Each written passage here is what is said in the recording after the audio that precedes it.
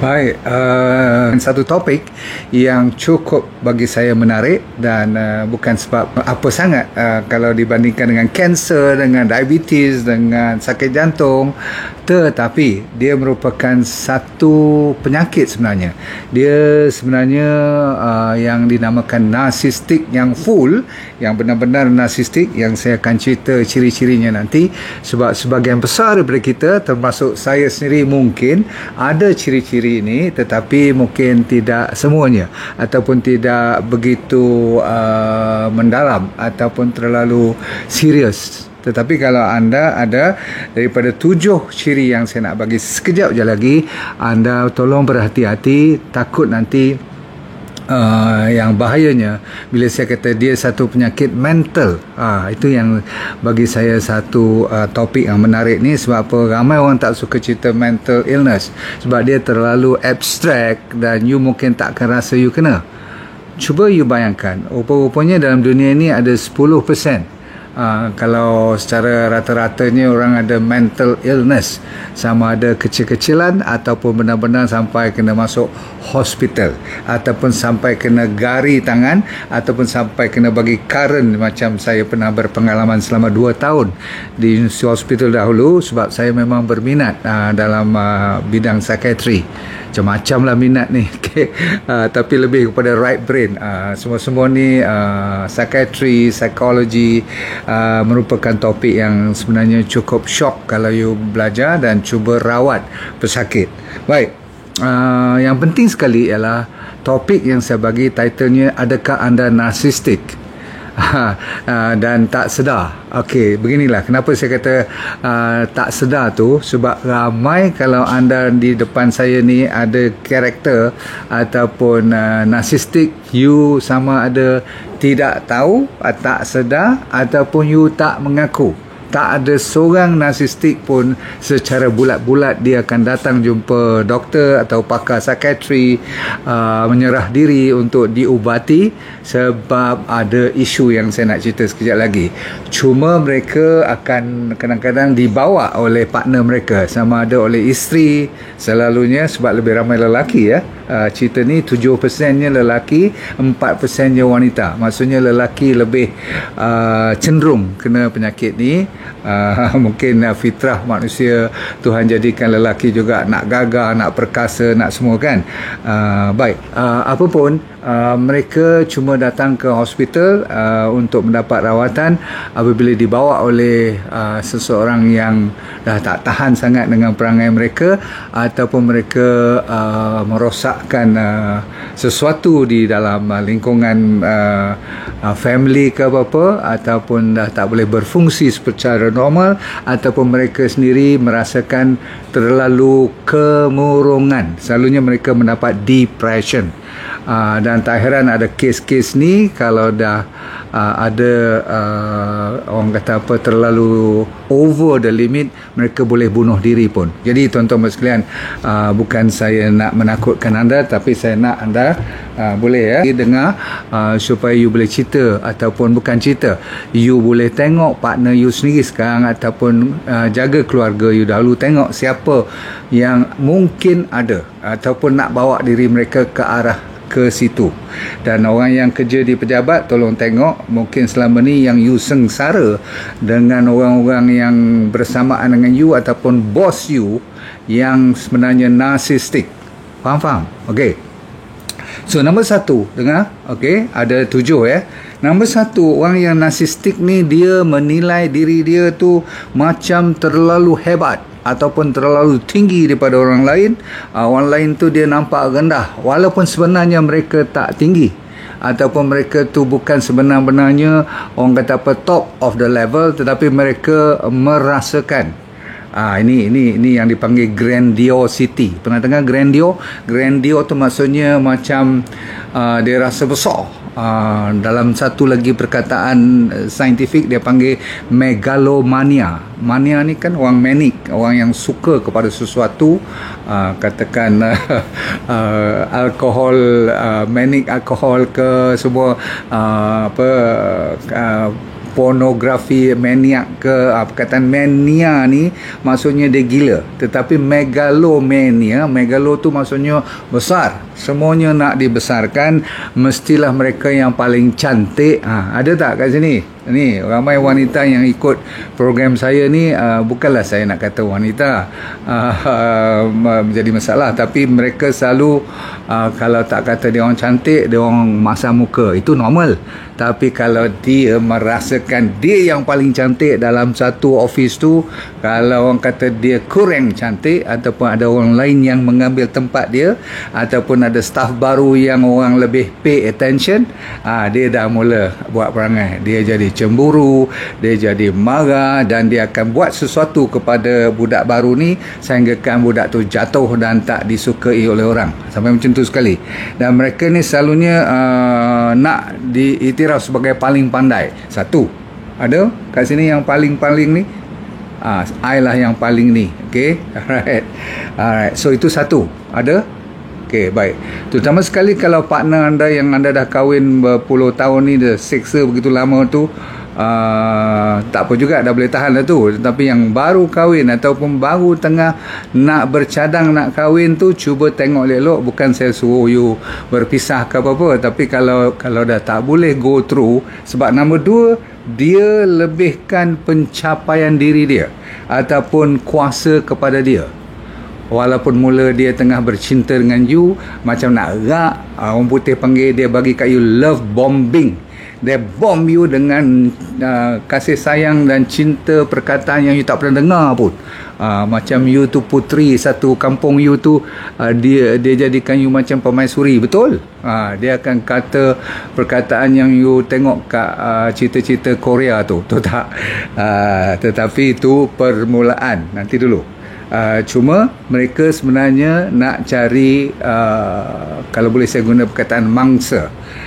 Bila dia dah dapat you ataupun dah mula kahwin ke apa-apa, kalau orang yang narsistik ni, dia nak you jadikan dia pula raja.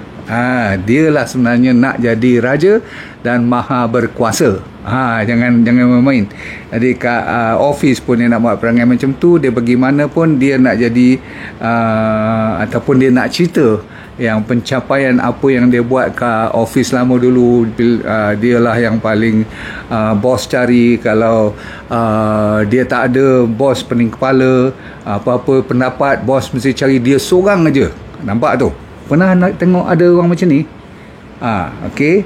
Tetapi sebenarnya mereka tak setera yang mereka katakan. Namun di depan topengnya mereka mengatakan mereka lah yang terbaik, orang kata apa, semua terlah pencapaian yang tertinggi, first class dan sebagainya. Dan selalunya buat permulaan ramai orang yang disebabkan ni cerita lelaki lebih sikit, wanita pun ada perangai macam ni. Nanti saya cerita tentang wanita punya narsistik juga, walaupun tak seteruk. Tapi kalau dia dah jadi narsistik, sebab ini kan orang panggil personality disorder, kecelaruan pribadi mereka, maka mereka pun akan jadi pelik juga. Orang perempuan pun ada, tapi orang lelaki lebih. Nombor tiga, mereka mau selalu dipuji. Kalau mereka tak dapat pujian, dia tak boleh tidur. Maksudnya dia nak orang kagumi mereka. Sebab tu kadang-kadang mereka terpaksa buat sesuatu. Kalau perempuan tu kena pergi cosmetic surgery lah, dengan pakaian terbaru, terpaksa buat bypass gastric. Maksudnya bukan heart bypass, gastric bypass. Sebab apa? Nak kuruskan badan punya pasal, bla bla bla, injection dan apa lagi lah, sentikan, nak V shape semua. Tapi itu perempuan. Orang lelaki pula, dia ada ego dan ada kesombongan yang amat. Ada di sini. Ada sesiapa yang mendapat partner yang macam tu, yang dah sengsara dan terperangkap di dalam suasana begini, di mana you dah tak boleh lari sebab fasa cinta yang macam nak rak tu dah habis. Dia akan menggunakan you. Sebab orang macam ni yang narsistik, sebenarnya realitinya mereka tak peduli pada siapa pun. Saya ulang, mereka cuma peduli kepada siapa? Kepada diri sendiri. Betul? Alright. Ramai yang telah mendapat manfaat dari DND 369 Sacha Inchi Oil. Pastikan DND 369 Sacha Inchi Oil yang original hanya dari DND. Dapatkan daripada dropship sah DND. Cerita lagi. Nombor 4 ialah mereka sentiasa nak rasa ataupun mereka sendiri rasa istimewa atau nak dijadikan istimewa. Berarti kalau mereka pergi ke satu tempat tu, dia orang akan buat sebaik mungkin untuk mendapat VIP treatment walaupun mereka bukan VIP. Contoh parking kereta, orang lain park tanpa pergi buat sendiri, maksudnya ada valet, mereka pun mesti bagi kad valet untuk park untuk kereta mereka. Walaupun keadaan kewangan mereka tak cukup, mereka sanggup bergadai lah, maksudnya supaya ada juga untuk dia bayar, asalkan orang nampak mereka tu macam VIP. Ada tak macam tu? Dan yang paling takut mereka ni disebabkan nak jadi sangat istimewa, mereka juga tak boleh dikritik. Mereka tak tahan kritik, sebab kalau kritik berarti you cuba nak pecah topeng dia. Mereka ni sebenarnya orang yang bertopeng, sebab di belakang topeng mereka itu ada kelemahan, ada insecurity, tidak keyakinan diri mereka cukup tinggi sebenarnya. Dan mereka ada orang panggil rasa was-was tentang kejayaan yang mereka sebut-sebutkan tu, tetapi mereka terpaksa buka cerita yang the best. Sebab apa? Sebab nak orang sanjung mereka. Betul? Nombor 5. Dah ada berapa dah? You 4 tadi you kalau tak ada 4-4 ni lulus. Tetapi kalau ada satu, berhati-hati. Sebab mungkin takut you tak nampak lagi. Ada lagi 3 saya nak bagi ni. Orang yang narsistik ni selalunya suka menggunakan orang. Saya dah kata tadi kan, dia sebenarnya bukan pedulikan sangat orang, tapi kalau dia boleh sampai berbaik dengan you macam kawan the best, pada sekian-sekian hari bulan dia nak you tu, ataupun nak minta bantuan you, katakan untuk buat projek ke apa-apa, untuk berjumpa dengan VIP mana ke, asalkan dia mencapai hasrat dia, untuk bila dapat nanti dia akan lupakan you. Saya dah kata berkali-kali tadi, mereka ni tidak ada sifat empathy. Maksudnya mereka tidak ada empathy. Empathy itu maksudnya apa? Tidak ada perasaan tentang orang. Yang dia tahu jaga kehendak dia sahaja. Jadi dalam tadi saya kata soal bercinta, soal dah kahwin, soal pertengkaran kat dalam rumah, apa orang panggil, hubungan suami isteri tu selalunya orang macam ni, cuma disebabkan kita ni orang timur, kita kadang-kadang segan nak cerita pada family kita, malu nak cerita pada kawan, maka kita simpan, makan dalam aja. Selalunya yang isteri ni lah kena. Okey. Baik, kita sambung dulu. Mereka ni gunakan orang, mereka manipulasi. Kadang-kadang mereka bila dah dapat cerita tu, mereka tukar cerita, kata mereka lah buat, ini hasil kerja saya, saya yang penat-penat semua ni, padahal dia pakai orang lain. Faham? Okey, baik. Nombor 6 pula, mereka ni suka menonjol. Maksudnya suka ke depan lah. Dan mau orang kenal mereka, yang mereka lah yang terpandai, yang paling bijak. Jaga baik-baik. Cara you kedepankan you punya kebijaksanaan you. Sebab tu saya kata saya pun kena hati-hati, jangan sampai saya ada sifat-sifat nak menonjol sangat. Maksudnya kata I lah the best doctor semua, tak boleh. Itu dah ada ciri-ciri narcissism. Okey. Sering tak sabar orang macam ni, dia nak semua, dia nak juga. Dia tak ada peduli kat orang dan sebagainya. Dia senang marah. Terutama sekali saya kata apa tadi, kalau dia kalah, kalau ada meeting ataupun mesyuarat apa-apa, siap. Mereka ni lah yang akan menyalak dalam office. Kadang-kadang tak tak sebanding dengan apa yang topik yang tengah cerita, atau salah faham atau kesalahan sedikit dijadikan besar-besar. Sebab apa? Mereka terpaksa kuatkan suara mereka, sebab mereka nak they are in control. of the particular meeting tu. Jangan main. Baik. Mereka senang, saya kata apa, iri hati. Mereka tak suka tengok siapa orang lain lebih baik ataupun lebih berjaya daripada mereka. Confirm. Kalau dalam lingkungan dia orang tu, kalau dia ada di tengah, ada seorang dua lagi dah mula nak naik, dia akan tekan budak tu. Sebab tu kalau mereka bos, amat bahaya. Kalau you next nak naik pangkat, you yang sebenarnya lebih pandai, tetapi disebabkan bos dulu dia pandai jack ke, kan mereka ni nak dapat apa pun mereka akan orang kata apa, cakap begitu lemah lembut sekali dan sebagainya. Faham tak? Mereka pandai tu, itu skill dia orang. Tetapi sebenarnya you yang sepatutnya naik, tapi tiba masa bila you nak naik, dia tahu dia akan tekan you. Ni orang yang narsistik dari sudut pekerjaan.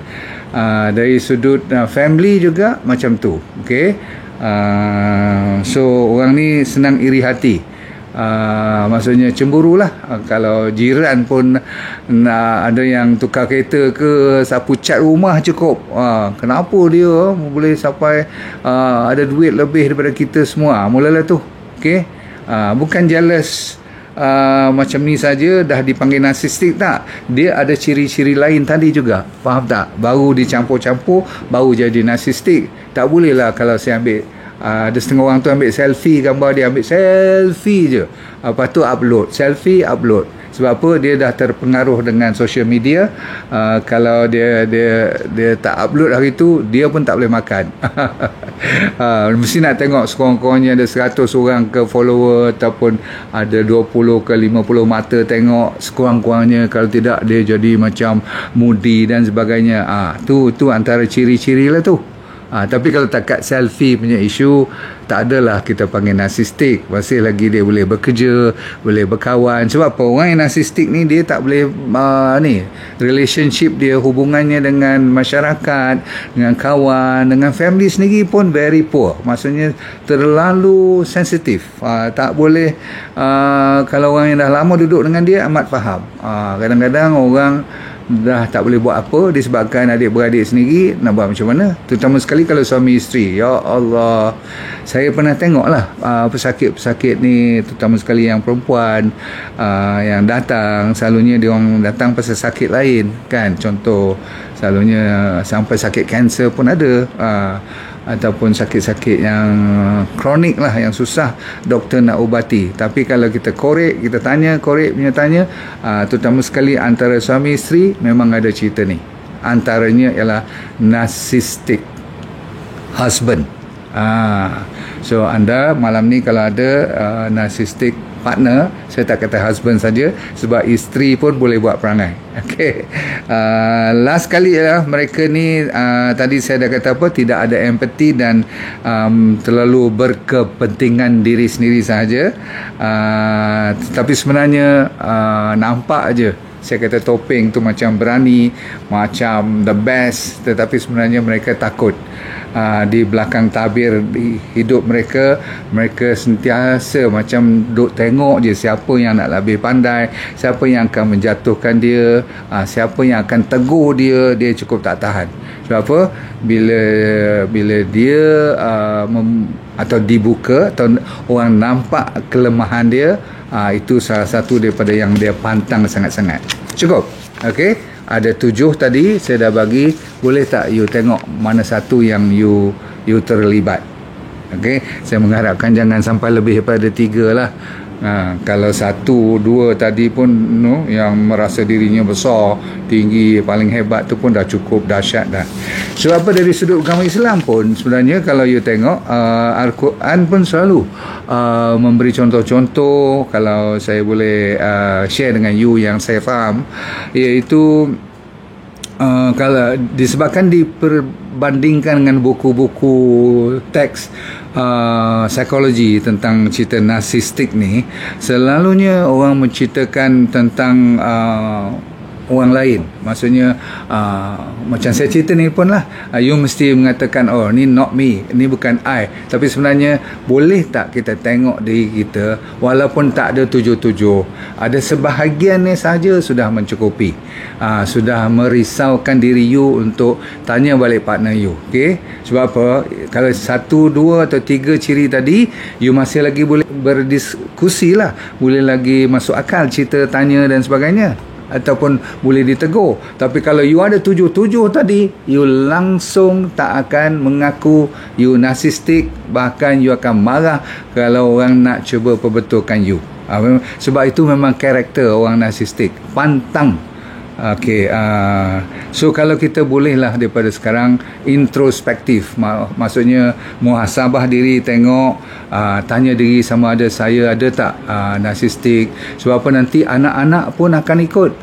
Sebab apa, bila mak bapak narsistik, dia jaga anak pun nak kena narsistik juga. Anak tak boleh 7A, kena sampai 9A juga. Anak kena pergi buat sports, kalau orang boleh buat marathon, anak dia pun kena buat marathon. Tak gila kau?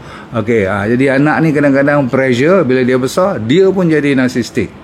Ataupun anak yang telah mendapat penderaan waktu kecil, ditinggal-tinggalkan, kena bully, kalau tak dengan ibu bapa pun dengan katakan satu sekolah ke, satu kampus ataupun di hostel. Semua-semua ni childhood memainkan peranan yang penting sekali waktu kecil-kecil.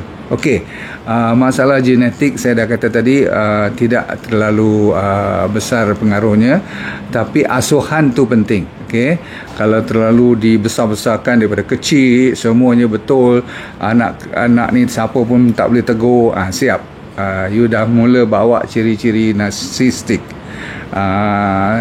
Dah pula tu zaman sekarang social media juga tidak membantu.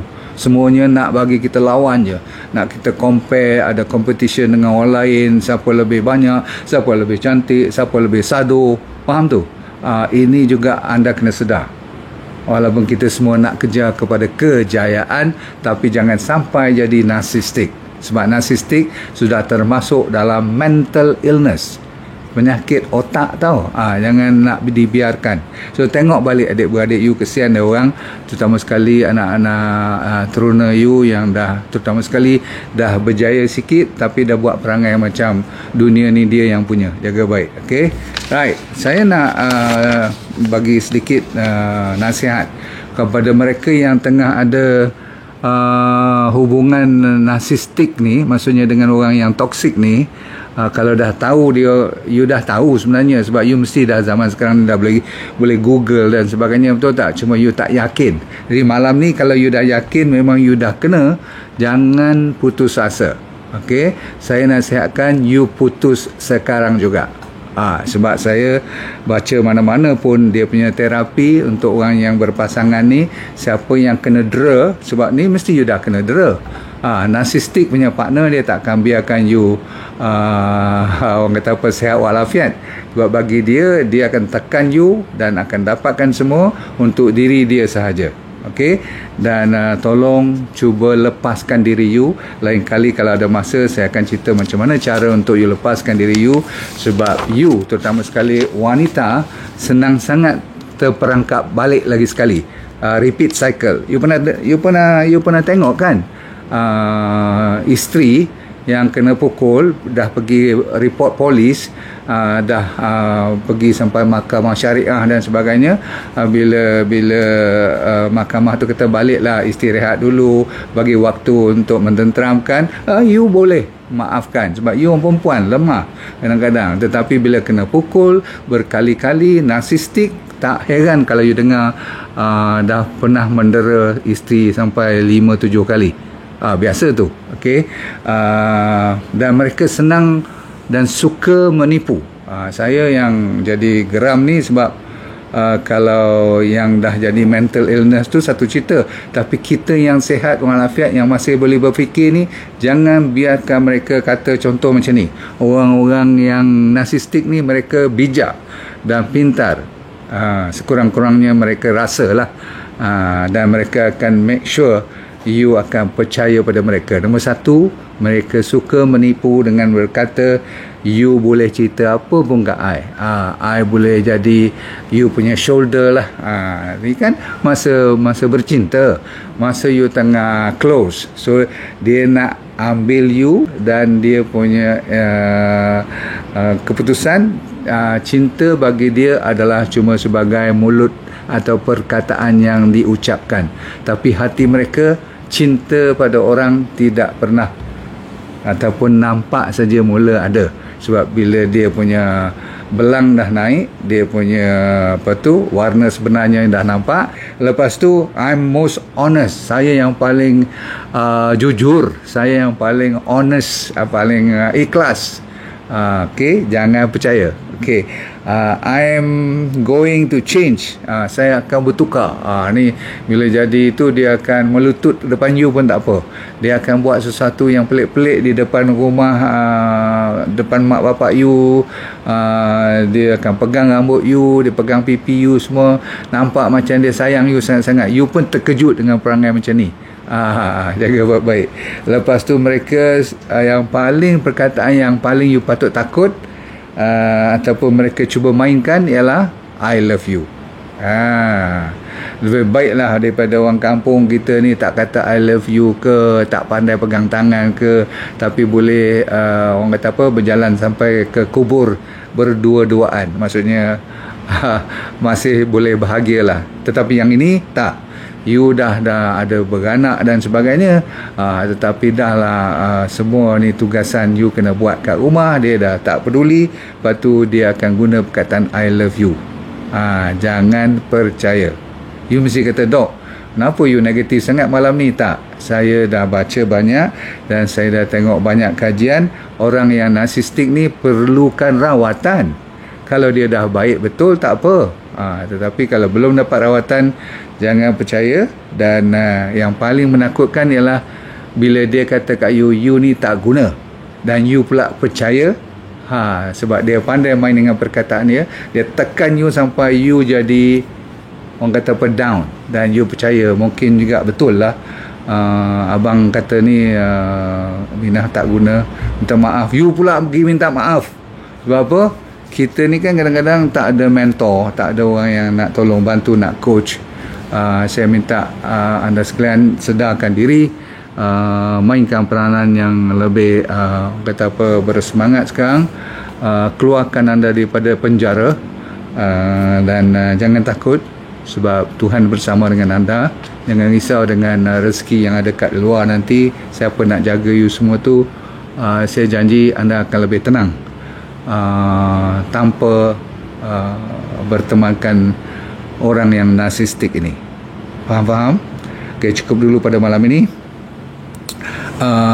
Saya ulang, jangan sampai you sendiri pula tak sedar yang you narsistik. Okay, kita bersama-sama lah. Kalau ada suami isteri tu, tanya partner, dan selalunya kalau you masih lagi boleh terima teguran antara satu sama lain, saya rasa tidak ada narsism dalam family you.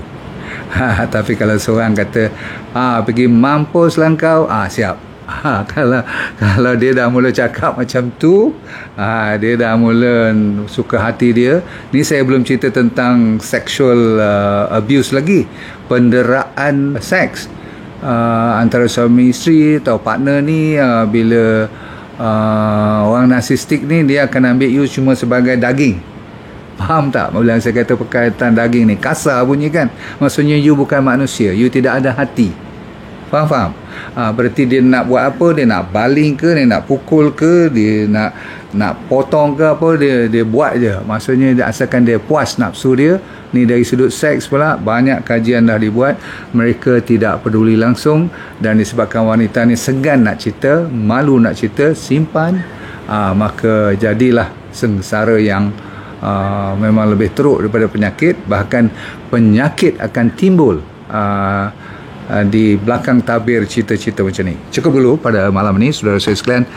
Sebenarnya panjang lagi. Saya memang minat cerita-cerita psikologi. Saya dah bagi tahu pada anda. Saya tahu tak ramai yang akan ikut cerita saya pada malam ni, tetapi bagi mereka yang sudi ikut, terima kasih banyak. saya minta you tolong bantu mereka yang cukup sengsara. Bahkan topik ini tergerak hati saya adalah disebabkan oleh beberapa orang yang minta saya buat topik ni, maksudnya follower kita D&D Warriors sendiri. Saya selalu kata pada mereka, tak ramai yang suka topik-topik macam ni, tapi mereka kata tak apa, saya nak dengar juga pendapat doktor. Saya apa lagi, memang topik psikologi memang pilihan saya. So saya doakan anda sihat walafiat seperti biasa. Kalau anda tidak ada narsistik punya karakter, syukur alhamdulillah, sebab ini satu penyakit yang sukar nak dikeluarkan. Dan anda yang dah bebas daripada narsism punya masalah, syukur-syukur sangat, sebab inilah untuk membahagiakan dunia dan akhirat kita syurga. Dunia kita boleh kita senyum sokmo sebab kita boleh let go, sebenar-benarnya let go, free and feel good all the time. Alhamdulillah, kita jumpa lagi. Assalamualaikum warahmatullahi wabarakatuh. Bye. Baik, saya mencari cuma 20 orang saja yang kali ini untuk saya buat kelas demi kelas, untuk saya mengajar dia jadi dropshipper saya.